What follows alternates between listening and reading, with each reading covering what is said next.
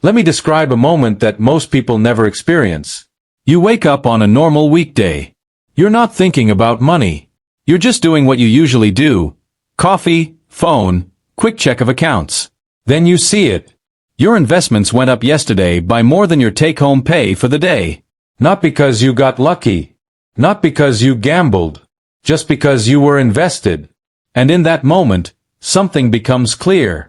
Your job is no longer the main engine of your money. Your capital is. That moment has a name. It's called the crossover point. And today, I'm going to explain what it is, what $900,000 has to do with it, how to calculate your number in 10 minutes, and how to reach it faster without doing anything extreme. This is not motivation. This is math. The crossover point is the point where your investment returns can cover your living costs. In other words, your expenses are one line. Your investment income is the second line. Over time, your investment line rises. If your expense line stays stable, the lines eventually cross. When they cross, work becomes optional.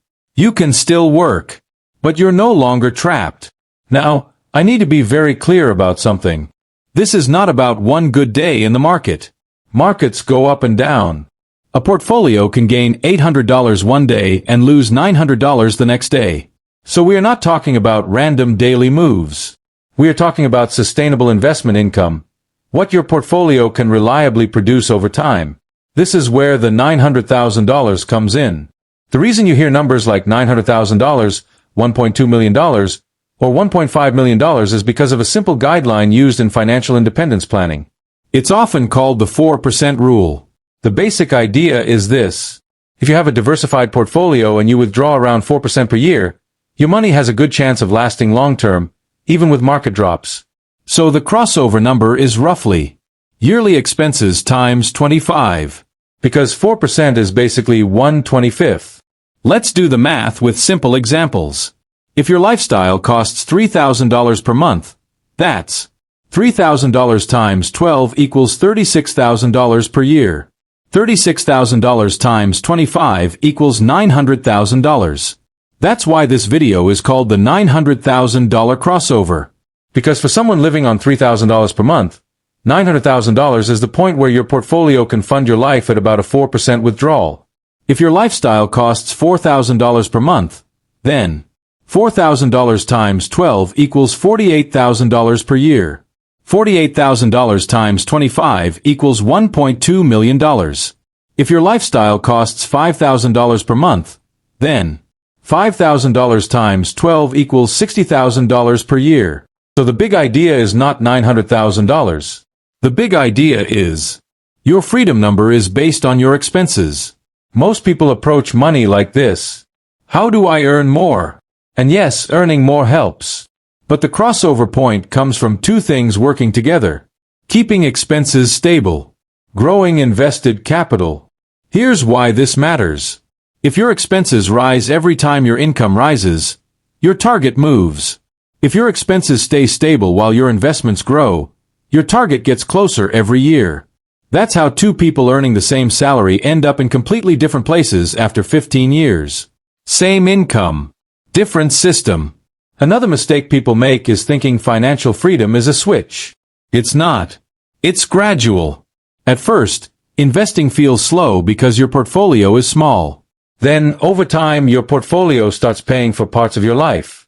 For example, at $50,000 invested, you might only earn a few thousand a year in average growth. Not life-changing.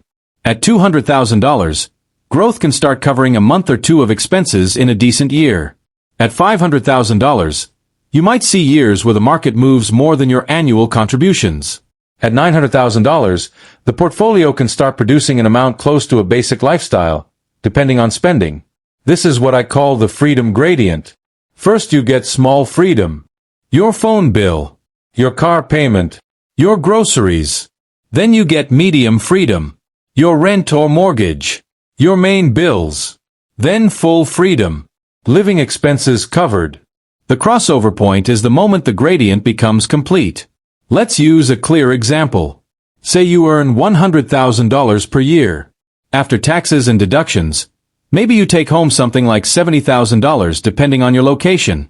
That's roughly $70,000/260 workdays equals about $269 per workday. Now imagine you have $900,000 invested. If the market rises just 0.3% in a day, your portfolio might be up. 0.3% of $900,000 equals $2,700. Now, I'm not saying you can earn $2,700 a day reliably. Markets don't work like that. But the point is, a portfolio of that size can move more in a day than your salary. That changes how work feels. Because you stop thinking, my job is the only way forward. And you start thinking, I'm building a machine.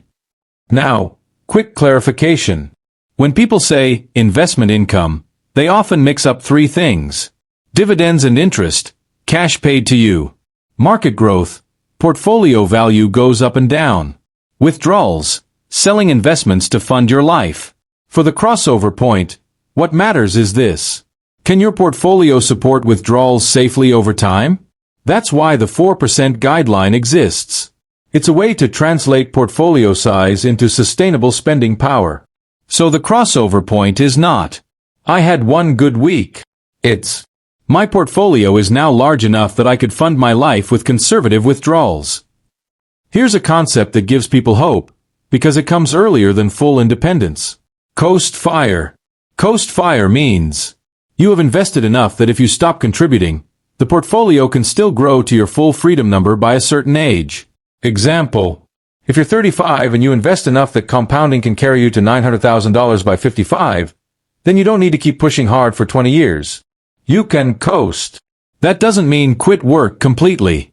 It means you can choose lower stress work, fewer hours, more meaningful work, more time with family. It gives you flexibility years before the full crossover. This is the main objection. What if the market crashes right when I retire? That risk is real. It's called sequence risk, the danger of bad market years early in retirement. The solution is not to avoid investing. The solution is to plan properly. 3 simple ways people handle this. Keep a cash buffer. Many early retirees keep 1 to 2 years of expenses in cash so they don't need to sell investments during a bad year. Use flexible spending if markets drop. Spending can temporarily drop too. That single adjustment can make a huge difference. Diversify and stay long-term. A diversified portfolio is built to survive downturns. The key is avoiding panic moves. Crashes don't cancel the plan. They are part of the plan. Inflation is another concern. What if inflation makes $3,000 per month become $5,000 per month? Good question. That's why the crossover number is not a forever number. It's a planning number. Over time, many investors adjust by investing in assets that tend to grow over time, keeping skills active, staying flexible with spending. The key point is this: if you hold cash only, inflation slowly erodes it. Investing is not risk-free, but long-term investing is one of the few tools that can keep pace with rising costs. Now let's make this practical. Here are 4 steps you can do today. Step 1. Calculate your real monthly expenses. Not guesses. Real numbers. Go through housing, food, transport, insurance, utilities, debt payments, basic personal spending. Add them up. That's your monthly cost to live. Step 2. Convert it to yearly expenses. Monthly expenses times 12. Step 3. Multiply by 25. That's your crossover number using the 4% guideline. Step 4. Measure the gap. Take your current invested amount and compare it to your freedom number. Now you have clarity. And clarity reduces stress because you are not guessing anymore. To speed up the crossover point, you only have 2 levers. Invest more. Spend less. That's it. You don't need extreme frugality. But you do need consistency. Here's what matters most. Automated investing. Low fees. Time in the market. Keeping your lifestyle stable as income rises. Small improvements done for years beat dramatic changes done for months.